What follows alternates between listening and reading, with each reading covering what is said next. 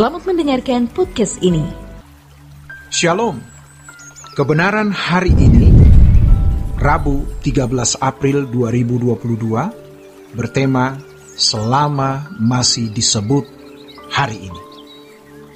Ibrani pasal 3 ayat 15. Tetapi apabila pernah dikatakan pada hari ini, jika kamu mendengar suaranya, janganlah keraskan hatimu seperti dalam kegeraman. Ibrani pasal 4 ayat yang ke-7. Sebab itu, ia menetapkan pula suatu hari, yaitu hari ini, ketika Allah setelah sekian lama berfirman dengan perantaraan Daud, seperti dikatakan di atas, pada hari ini, jika kamu mendengar suaranya, janganlah keraskan hatimu. Tuhan memiliki jadwal yang diberikan kepada masing-masing kita. Jadwal atau waktu berbicara. Jika kau mendengar suara Tuhan hari ini, kalimat itu jelas menunjukkan bahwa ada satu waktu Tuhan berbicara. Ketika Tuhan berbicara kepada kita, Tuhan menghendaki kita menghormati Dia.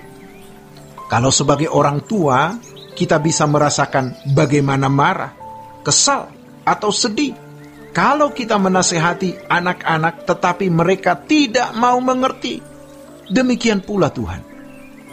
Ketika Tuhan menjadwalkan satu waktu berbicara kepada kita, Tuhan menghendaki agar kita menghargai Tuhan dengan mendengarkan suaranya.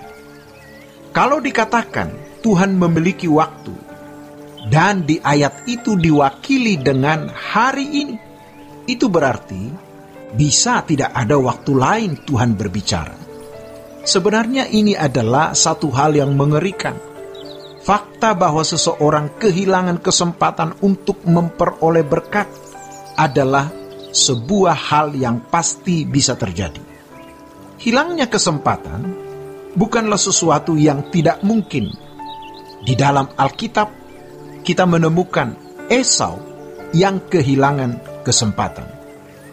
Walaupun dengan meneteskan air mata, dengan teriak dan ratap tangis, firman Tuhan juga mengatakan, pergunakanlah waktu yang ada. Tuhan Yesus juga berkata, di Yohanes pasal 9 ayat yang keempat, selagi hari siang. Tuhan pasti melawat setiap kita. Setiap kita memiliki anugerah lawatan Tuhan. Kalau Tuhan melawat kita, hendaknya kita mengerti, kita tahu, dan kita menerima lawatan Tuhan tersebut.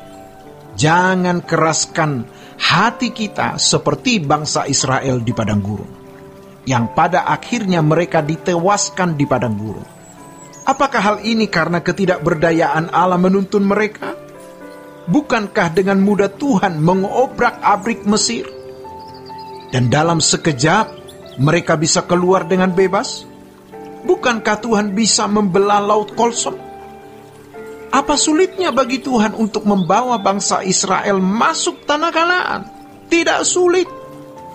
Tetapi yang Tuhan perkarakan adalah karakter, watak manusia batinia, kehidupan rohani dari bangsa itu. Bagi Tuhan, tidak sulit memberikan 10 tulah kepada bangsa Mesir dengan bervariasi tulah. Tidak sulit bagi Tuhan untuk membelah Kolsom.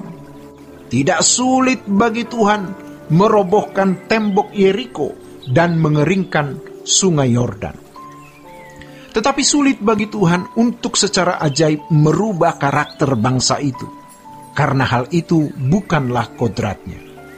Untuk merubah karakter bangsa itu dibutuhkan respon dari bangsa itu sendiri.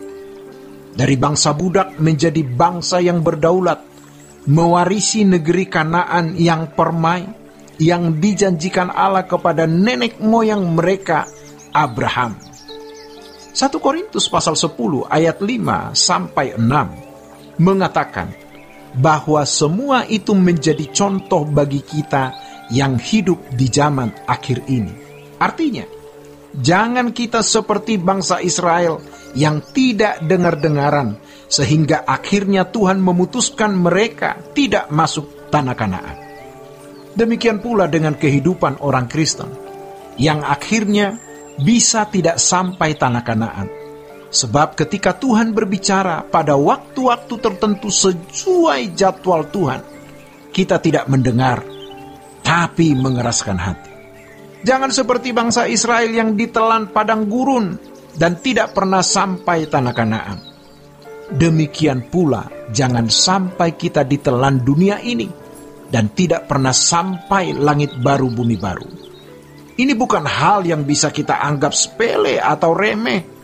Ini hal yang sangat penting, sangat prinsip. Kita berada dalam perjalanan. Kita harus terus bergerak. Kalau bangsa Israel bergerak dari Mesir ke Kanaan, mereka harus menempuh jarak secara fisik. Tetapi kalau perjalanan kita menuju langit baru, bumi baru, menempuh perubahan karakter, agar kita bisa mewarisi kerajaan Allah Bapa bersama-sama dengan Tuhan Yesus. Untuk itu, harus ada perubahan. Untuk ada perubahan, harus ada nasihat, ada suara Tuhan, baik suara melalui firman, melalui khotbah, melalui suara hati kita, Tuhan bicara, dan melalui kejadian-kejadian dan peristiwa-peristiwa hidup yang berlangsung dalam hidup kita. Sejatinya, Tuhan tidak perlu memukul kita kalau kita mendengar suaranya dan kita merespon dengan baik. Tuhan pasti berbicara kepada kita setiap hari.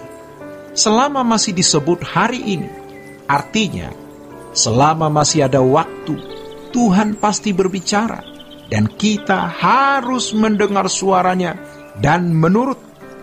Kalau kita menutup pintu hati kita, maka Tuhan bicara lewat pengkhotbah. Tuhan bicara lewat pembicara di mimbar. Kalau kita masih tidak mau tahu, Tuhan bicara lewat keadaan, lewat peristiwa-peristiwa hidup.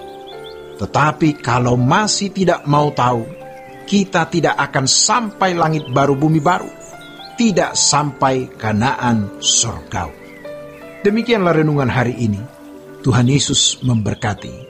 Sola Gracia.